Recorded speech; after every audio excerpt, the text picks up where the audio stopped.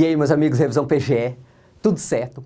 Vamos continuar com as nossas lições de direito administrativo e dessa vez nós aproveitamos o gancho de uma decisão super recente do STF, é uma decisão da última semana, tá?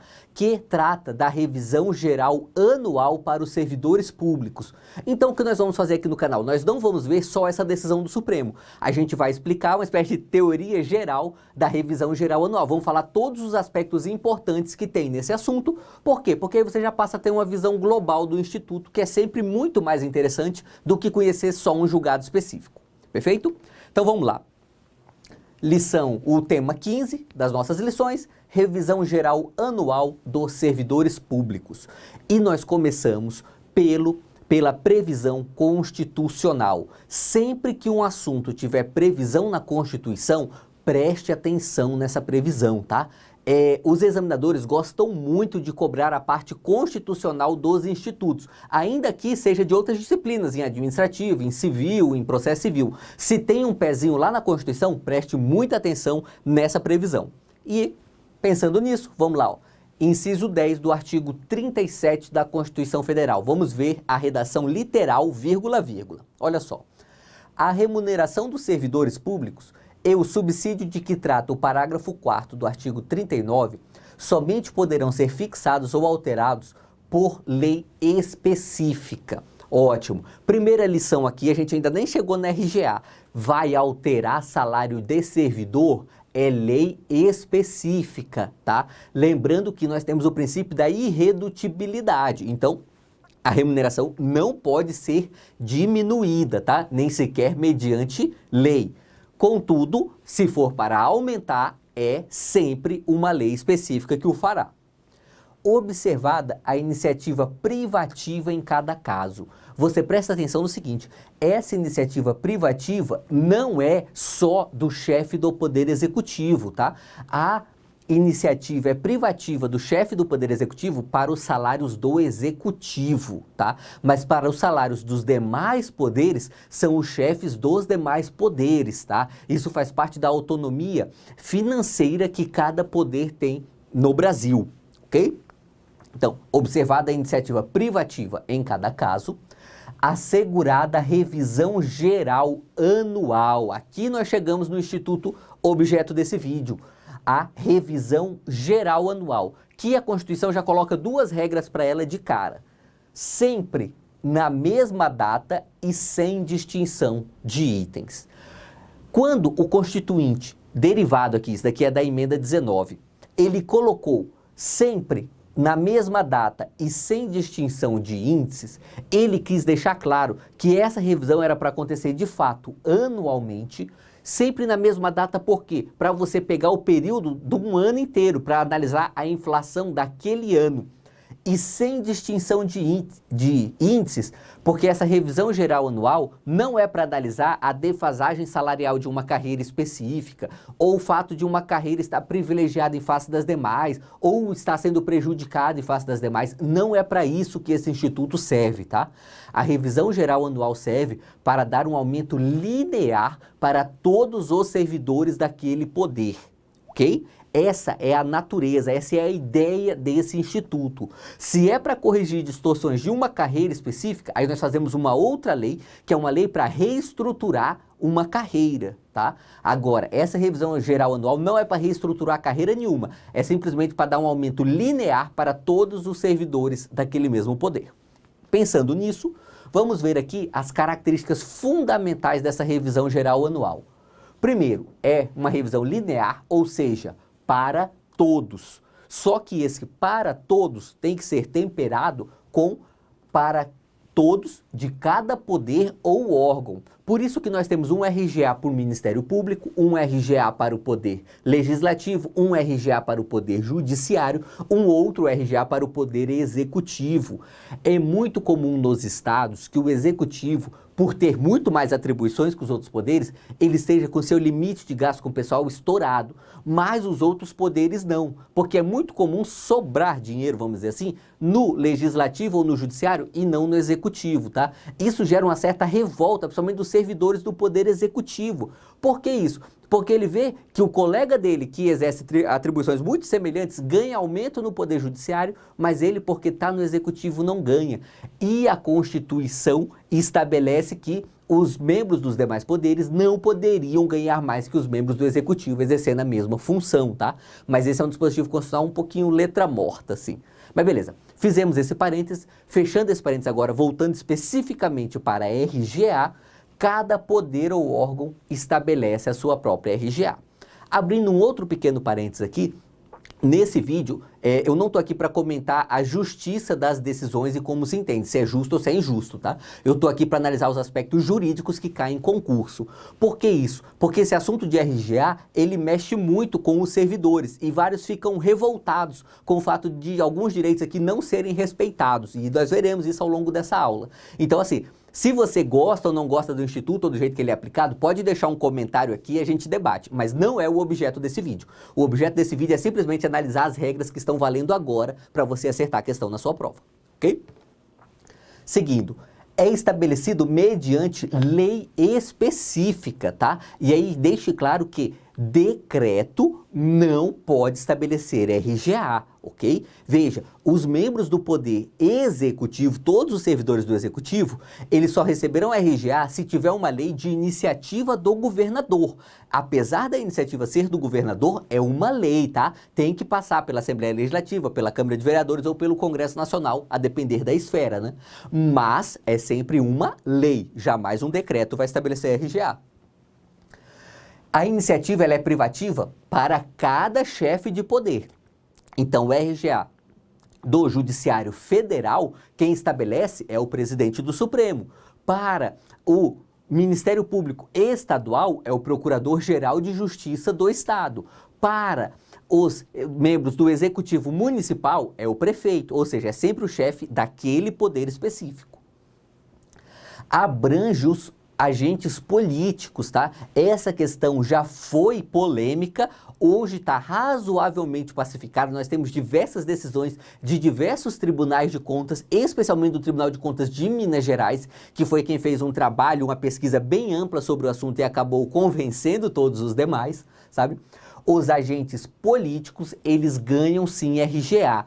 E o caso que era mais polêmico é dos vereadores, e os vereadores ganham sim. E aí nesse caso é interessante porque são os próprios vereadores que têm a iniciativa para estabelecer a RGA e eles mesmos que aprovam a RGA deles próprios, né? Por isso que eles sempre ganham, né? Mas enfim, então vereadores têm sim direito a essa revisão geral anual. Em outras palavras, todos os agentes políticos o têm. Não se confunde com reajuste remuneratório ou reestruturação da carreira, tá? Olha só, quando queremos fazer uma reestruturação da carreira, a gente faz uma lei específica para aquela carreira específica. Por exemplo, policiais militares do estado da Bahia, tá precisando arrumar a carreira deles, os salários estão muito defasados, então nós vamos fazer uma lei específica para os policiais militares da Bahia. A gente não pode fazer, por exemplo, uma RGA e na RGA a gente diferencia o índice dos policiais, porque eles estão defasados, então eles ganham um índice maior e os demais servidores ganham um índice menor. Não pode fazer isso, tá? O índice tem que ser linear para todo mundo daquele mesmo poder. Ok? É possível a concessão da RGA mesmo estando acima do limite de gastos com pessoal, tá? Esse aspecto aqui provavelmente não vai ser cobrado na sua prova de direito administrativo, vai ser cobrado na sua prova de direito financeiro, mas a gente está aqui para você acertar questões do concurso, não interessa a disciplina. Então vamos analisar esse aspecto específico. Olha só, limite de gastos com pessoal, nós já temos uma série de vídeos aqui no canal explicando vários detalhes desse instituto, tá? Não vai ser reexplicado aqui nesse vídeo, porque não dá tempo. Mas, só para você que ainda não sabe do que se trata, ou só para você relembrar, o limite de gasto com pessoal é o máximo da receita corrente líquida que um ente federativo pode gastar com os salários dos servidores, tá? Então, por exemplo, o Estado, qualquer Estado da Federação, ele pode gastar até 60% da receita corrente líquida pagando a remuneração dos servidores. Agora imagine o seguinte, o Estado ele não está gastando 60%, ele está gastando 65%, ou seja, ele já gasta mais com servidores do que poderia gastar. Ainda assim, esse Estado pode conceder uma revisão geral anual? Pode sim. Olha só aqui o que diz o artigo 22 da Lei de Responsabilidade Fiscal. Parágrafo único. Se a despesa total com pessoal exceder a 95% do limite, são vedados ao poder ou órgão referido no artigo 20 que houver incorrido no excesso, ou seja, se ultrapassamos 95% do limite de despesa com pessoal, e aqui é o que a gente chama de limite prudencial, não pode conceder vantagem, aumento, reajuste ou adequação de remuneração a qualquer título, salvo os derivados de sentença judicial ou de determinação legal ou contratual, ressalvada a revisão prevista no inciso 10 do artigo 37 da Constituição. Olha só, estourou o limite prudencial, não pode mais conceder aumento, exceto se nós tivemos uma lei anterior, assim o determinando, ou se tem uma decisão judicial, ou se é o caso de revisão geral, anual, tá?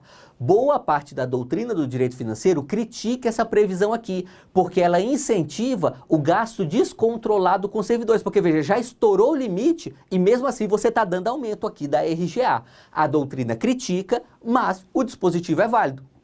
Ninguém declarou inconstitucional, está valendo, você aplica e marca na sua prova, ok? Pode haver compensação entre reestruturação da carreira e a RGA? A questão aqui é a seguinte, vamos imaginar um exemplo.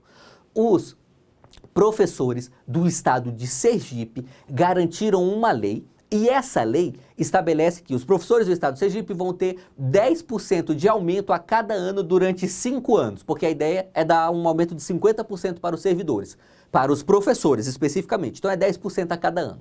Ok. É possível que essa lei fale o seguinte, olha, desses 10% a gente vai descontar a RGA. Para quê? Para que o professor não ganhe 2 aumentos no mesmo ano. Primeiro 10% e depois a RGA. É possível fazer isso? É possível ter essa compensação entre a reestruturação da carreira e a RGA? O Supremo entendeu que é possível sim. Olha só, o julgado é antigo, é 2002, mas o entendimento é plenamente atual, vale até hoje. Olha só. O inciso 10 do artigo 37 da Carta Federal autoriza a concessão de aumentos reais aos servidores públicos, lato sensu, e determina a revisão geral anual das respectivas remunerações, sem embargo da divergência conceitual entre as duas espécies de acréscimo salarial. Inexiste óbice de ordem constitucional para que a lei ordinária disponha, com antecedência, que os reajustes individualizados no exercício anterior sejam deduzidos da próxima correção ordinária. O Supremo aqui falou uma linguagem, às vezes um pouquinho truncada aqui, mas se você parar um tempinho para analisar, você vai ver que o que o Supremo falou é bem simples. O que ele falou é o seguinte, olha, temos uma reestruturação da carreira e uma RGA ao mesmo tempo, é possível que essas leis prevejam a compensação de uma na outra. Ou seja, é possível que as leis falem, olha, nós não vamos somar a RGA mais a reestruturação. Nós vamos descontar da reestruturação o que for dado na RGA. Pode fazer? Pode fazer sim. Essa é uma medida, inclusive, para não prejudicar as outras carreiras, tá? Porque senão você pensa o seguinte, os professores já estão ganhando um aumento de 10% ao ano. Se obrigatoriamente tivesse que somar isso à RGA, podia ser que o governador pensasse, ah, quer saber? Eu não posso dar um aumento de 15% para os professores, porque vai estourar minhas contas. Então, eu não posso dar esses 5% de RGA que eu queria dar para todo mundo. Então, eu não vou poder conceder a RGA para os outros servidores, justamente porque os professores já estão com essa lei de carreira aqui em vigor. Para evitar esse tipo de raciocínio político, é que o Supremo alberga essa regra aqui, autorizando essa compensação de aumentos, ok? E agora, nós chegamos, finalmente, na questão que fez eu criar esse vídeo aqui, que foi a decisão recente do Supremo. E essa decisão recente foi para responder essa pergunta aqui. E caso o chefe do poder não envie o projeto de lei propondo a RGA, os servidores têm direito à indenização? Esse caso aqui, o lead case é do estado de São Paulo, em que o governador de São Paulo, à época, o Geraldo Alckmin, salvo engano, ele não mandou por alguns anos o projeto de lei estabelecendo a RGA para os servidores do executivo. O que o sindicato fez? O sindicato falou, peraí, se o governador não concede essa RGA E a Constituição fala que é para conceder RGA anualmente, na mesma data, com o mesmo índice para todo mundo, e a Constituição não falou assim, pode. A Constituição falou que será feito. Então, os servidores têm direito à indenização, uma vez que não foi concedida essa RGA, ou seja, o Estado está ferindo um direito constitucional do servidor e esse direito pode ser indenizado. Esse é o raciocínio do sindicato que apresentou essa ação que virou esse recurso extraordinário com repercussão geral. O Supremo aceitou essa tese? Não aceitou, tá? Essa é uma vitória, vamos dizer assim, da advocacia pública, uma vitória do ponto de vista daquilo que a advocacia pública defende, né? Que é justamente evitar gastos para o erário. Mas foi uma derrota para todos os servidores, ok? Olha só. O não encaminhamento de projeto de lei de revisão anual dos vencimentos dos servidores públicos previstos no inciso 10 do artigo 37 da Constituição de 88 não gera direito subjetivo à indenização. Então, para o Supremo, não enviar o projeto da RGA não gera direito à indenização. É justamente por causa dessa frase que eu estou trazendo esse assunto aqui em direito administrativo, tá? Porque é muito cobrado que isso aqui é muito provável que esse assunto seja cobrado em responsabilidade civil do Estado, na sua prova, ou no assunto servidores públicos, tá? Pode cair em qualquer um desses dois assuntos dentro de direito administrativo. E mais, o Supremo aqui ele foi criativo, vamos dizer assim. Ele fez uma leitura muito criativa do inciso 10 do artigo 37 e falou, olha, o inciso 10, ele não está falando que necessariamente tem que ter um aumento, ele está falando que tem que ter uma revisão. Essa revisão pode ser que não seja um aumento, mas gera para o chefe do Poder Executivo o dever de informar este não aumento, de fundamentar. E aí fez essa parte aqui que eu destaquei em verde, falando o seguinte: deve o Poder Executivo, no entanto, se pronunciar de forma fundamentada acerca das razões pelas quais não propôs a revisão. Veja, foi uma leitura, ao meu ver, criativa da Constituição que o Supremo fez. Falou, olha, a revisão geral anual não obriga o chefe do Poder Executivo a dar este aumento, mas o obriga a se pronunciar a respeito. Só que, embora o Supremo tenha falado que o chefe do poder está obrigado a se pronunciar, ele não criou uma sanção para caso esse chefe de poder não se pronunciasse, tá? Então ficou uma obrigação meia boca, né? Porque assim, olha, o chefe do Poder Executivo está obrigado, mas se ele não fizer também não tem previsão de nada que possa acontecer com ele, tá? Essa é a decisão do Supremo em repercussão geral. Se cair na sua prova, provavelmente vai cair essa redação literal aqui, tá? Se for preciso, pausa esse vídeo, dá mais uma lida com calma aqui e fixa bem na sua memória. Dois aspectos fundamentais. Primeiro, não gera direito à indenização, esse é o mais importante. E um outro que também é importante é que o chefe do poder tem o dever de fundamentar essa não revisão, caso ele decida pela não revisão. Para finalizar o vídeo, vale a pena olhar um pedacinho do voto do ministro Barroso. Olha só. Suprir essa omissão por meio de decisão judicial seria igual a legislar o que, no seu entender, afronta a jurisprudência da Corte. Então, para o ministro Barroso, se o Supremo tivesse definido que pode suprir a omissão por meio de uma decisão judicial, ou seja, se o próprio Supremo falasse assim, olha, já que o chefe do Executivo não mandou o projeto de lei, a gente mesmo vai conceder esse aumento aqui e vai definir que é 3% de aumento para todo mundo. Nesse caso, no entender do Barroso, seria um caso da Suprema Corte legislando, tá?